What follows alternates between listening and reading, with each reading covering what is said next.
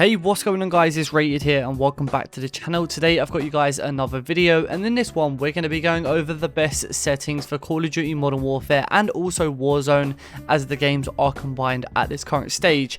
Just before we go ahead and jump into this video, if you guys can drop a like down below, subscribe to the channel if you guys are new, and don't forget to hit that notification bell as I'm uploading a ton more videos here on the channel.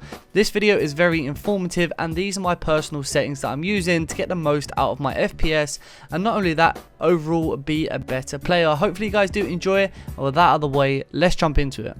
So first of all, in settings, I like to go for the general.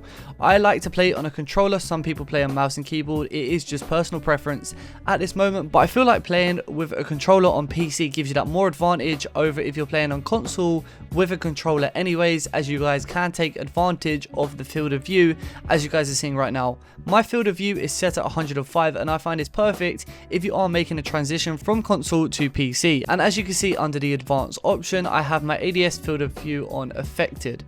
Moving on, for my brightness, I like to keep it 50%, but it doesn't matter, it just depends on what kind of monitor you have and how bright your monitor settings are currently set at. So moving on, I like to keep my Hud Bounds at 70%, and the reason I like to keep them at this 70% is just so I don't have to look in the corner of the screen and I can just glance at the mini-map or anything around it by just doing so. Of course, it really does depend if you have a large monitor or a smaller monitor. I play on a 27-inch monitor and that works perfect for me.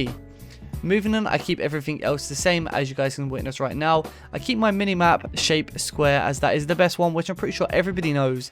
I keep my map rotation enabled, and my compass direction, I keep that to letters just so I can call out north, east, south and west. Now moving on down here, it doesn't really matter too much, but moving on to graphics, where it's a big part if you play on PC, you must play in full screen mode so you can go ahead and take the advantage of the refresh rate of your monitor. For example, if you have a 60Hz monitor, a 75Hz, 144 or 240Hz, it really does matter, and you guys are going to need full screen enabled to take advantage of it, as I'm going to be explaining later on in this video.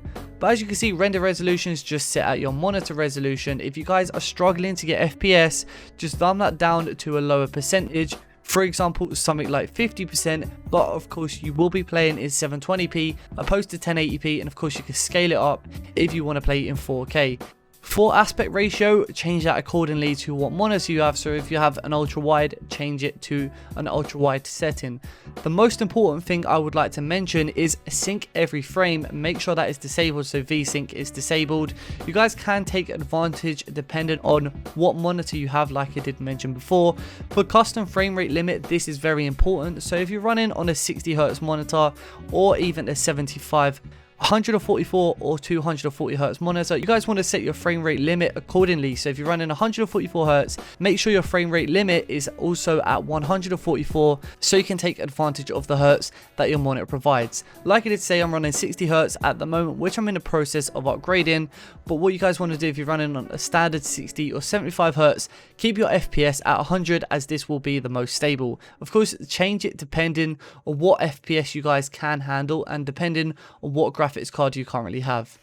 Now moving on from there, I have Nvidia highlights disabled just because I run Shadowplay instead, and display gamma I have that on 2.2 sRGB. Texture resolution, I like to keep this on normal. Same with the next setting, I keep it on normal.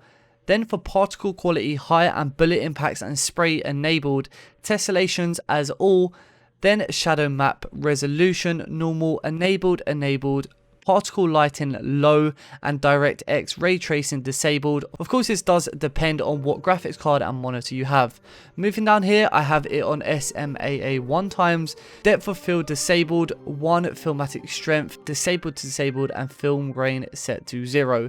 These are my personal ones that I'm running at the moment. They have been great for the time I have been playing Warzone, and this is what I've been running since day one. Now for audio, this does depend on what headset you have. I like to run boost high, as I do feel like I can listen to more of the footsteps in game. Some people find that boost low also works as well.